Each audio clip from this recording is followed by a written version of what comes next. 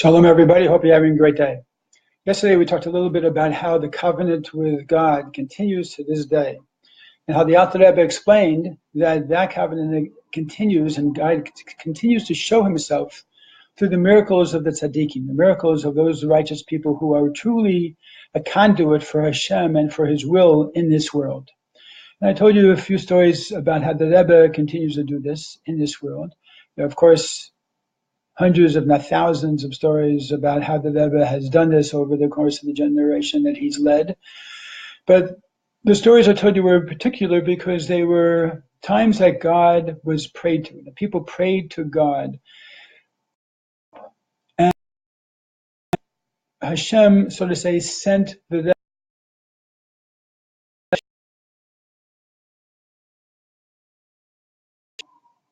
So as a result, I would like to continue that, but talk a little bit about two stories which are after Gimmel Tammuz, after the Rebbe physically passed from this world. And then we'll conclude our 4 steps by just wrapping it all up together. Both stories have to do with Long Island. And the first one is about a young man, married and lived here in the Comac area, who was going through some surgery. It took him 2 years before he told me this story. He's a very, very sincere, very wonderful, truthful individual, not showy whatsoever. And he said he just felt uncomfortable telling anybody about this story. But he made it public about 2 years after this happened. He was having surgery and he was on the surgical table, and his doctor was not available. So it was another doctor doing the surgery in a Long Island hospital. And during the surgery, his anesthesia wore off, and he became aware of his being on the surgical table, and somehow made a sign that he could feel what was going on. And of course, everybody very quickly got the anesthesiologist to put up the anesthesia. But in the meantime, during that time, he told me he very clearly saw the Rebbe, while he was up, saw the Rebbe come to him and say to him, tell the doctor that if he puts on tefillin, everything will be okay. And he had no idea what was going on. After they gave him more anesthesia, he went back to sleep. Back in the recovery room, the doctor came in and asked him if he was okay. And asked him also, did you remember anything that happened during the surgery? And he said, yes, as a matter of fact, I did, which of course caused the doctor a little bit of worry.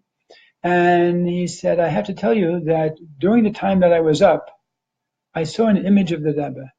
And the Rebbe came to me and told me that I should tell you that if you put on tefillin every day, everything will be okay.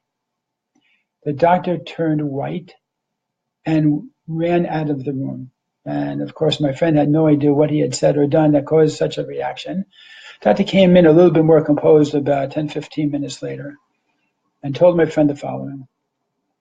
He said, I want you to know that since my bar mitzvah, I never stepped into synagogue. But the last year, we've been going through a very, very difficult situation with my daughter, where she has a condition that, unfortunately, none of the doctors say that they can help. And her life is truly being threatened. This morning, for the first time since my bar mitzvah, I actually prayed to God. And I said to God, God, if you exist, please send me a sign. And please do something to get my daughter better, that she should be okay and have a long life. Of course, my friend was totally shocked, realizing that he was the conduit for God answering this doctor's prayers through the Rebbe coming to him at that time. And indeed, the man did put on tefillin, and indeed, his daughter was fine after that. That's just one story. Another story happened more recently, which I was in a little bit direct contact with as it was happening. It was a Lubavitcher Shliach who was very, very sick and had a serious heart attack. And he had many complications, and he had been literally without any blood flow in his body for 40 minutes, and a situation which most doctors would have given up on immediately.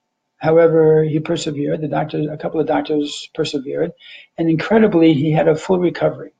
But during that full recovery, I just want to share with you one part of the miracles that took place during that time, absolutely medical miracles I've spoken to a number of doctors about, but one specifically that involved the Rebbe in an open way. The Rebbe came to him one night in a dream and asked this shliach, what is bothering you? And he said it's the dialysis that he has to go through because, of course, after such a heart attack, his blood became clotted and you need to have dialysis. Everybody said from 6 to 10 months. And it's staring the shlichus. It's making it very difficult for him to fulfill his shlichus because it's very draining and painful, and the whole situation just sucks his energy. So the Rebbe said, if that's the case, then you don't have to continue to do the dialysis any longer. Well, that was on a Friday night, and Sunday or Monday morning he told the doctor. The doctor was incredulous. How could you do such a thing? You're only 30 days after your heart attack. You do something like this, you're just going to kill all the incredible progress that you've made. And he finally, after arguing back and forth, and the rabbi saying he doesn't need the dialysis, they finally agreed on a compromise. The compromise was that they would take the blood test again, and if the blood showed that he needed dialysis, he would take it. If the blood showed that he didn't need a dialysis, he would not take it, which of course the doctor was very happy about because he was sure that the bloods would be fine, because there's never ever been a history of such situations that somebody's blood should clear up after only 30 days. Well, sure enough, the blood results came back and they were clear. And he had shown it to a couple of his consultants. They took a second blood test just to make sure there was no problem the first time. And he sat in a room, the rabbi sat in a room with 3 of the doctors who told him, we've never ever heard, seen, or read about any situation like this, but your bloods are clear and you're good to go. You don't need dialysis any longer. So we see here how a tzaddik has a soul which is higher than time, higher than place, higher than nature. It's a very mystical type of way of looking at it. But when we look at the soul of a tzaddik that God places in this world, as part of the continuation of that covenant that we talked about from the very beginning, that is in fact the way that we keep, or that God keeps, that connection with the Jewish people in order to keep us on the right path to accomplish and fulfill what God wants us to fulfill as his people, in order to be able to make sure that the ultimate purpose for the creation of the world, which God willing will be Mashiach, because believing in Mashiach is a very simple aspect of Jewish faith, which we're going to go into more. But for now, leave it to say that it's basically to say that God created the world for a purpose. It's not just entertainment. It's not just for God to have a nice creation that he can keep busy with, but there's actually an ultimate purpose for this creation, and that is Mashiach. We're going to continue this class by talking about the 13 principles of faith. Of course, the last 2 are concerning the time to come when we have Mashiach.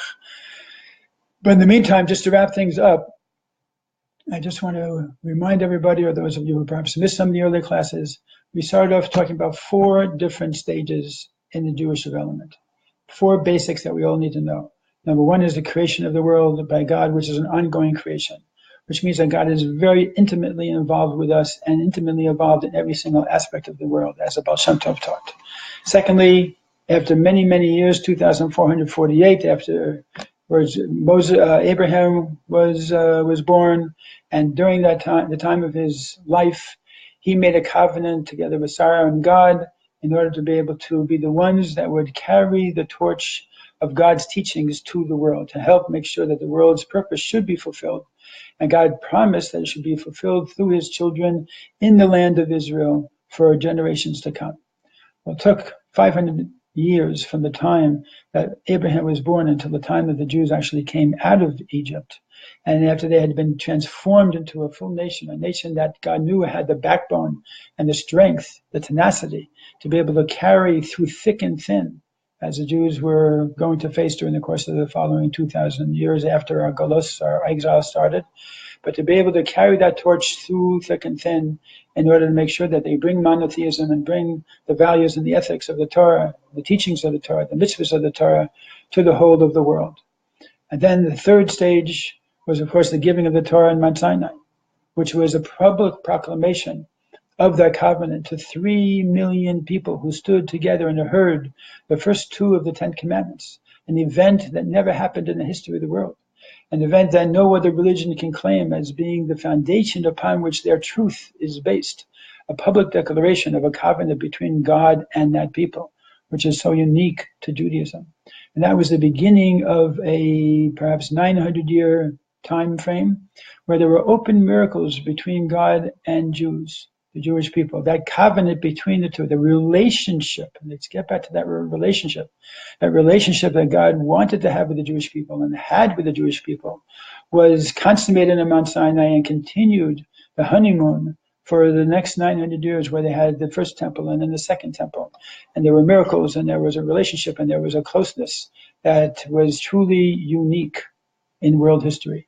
And after the destruction of the second temple, then began the times that we were more dependent upon the prophets, upon the Gaonim, upon the Rishonim, the Achronim, upon the great sages and tzaddikim of each generation, who led each generation and guided them and kept them on the path of Judaism, to make sure that they would be true to the Torah and to know how to apply the lessons of the Torah to their generation, right up until our generation with the Lubavitcher Rebbe, Zchusa Yogen Aleinu, who has literally guided this generation post-World War II to be able to turn it around and make it into a time of unique glory for the Jewish people, unique accomplishments, incredible amount of Torah learning all over the world.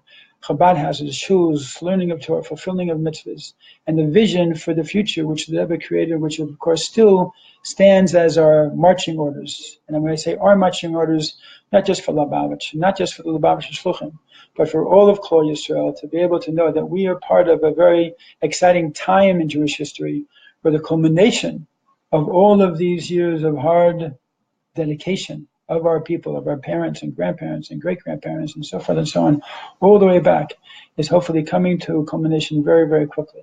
And that really is who the Rebbe is, in order to be able to put everything into a context of what we meant to accomplish under the Rebbe's direction with this generation. So God willing, we'll all be able to rise to the occasion and to rise to the call and be able to accomplish our individual purpose and our individual contribution to make all of that happen. It should happen B'kar of Mamash. We will be away for next week. As a result, we'll continue with the 13 principles of faith. And next week afterwards, I will already be, I believe, the month of Elul. So I want to wish everybody a good Shabbos and eventually a Shabbos V'Varchim Elul, which is a week from the Shabbos. And we look forward to seeing you and teaching after we return. God bless you.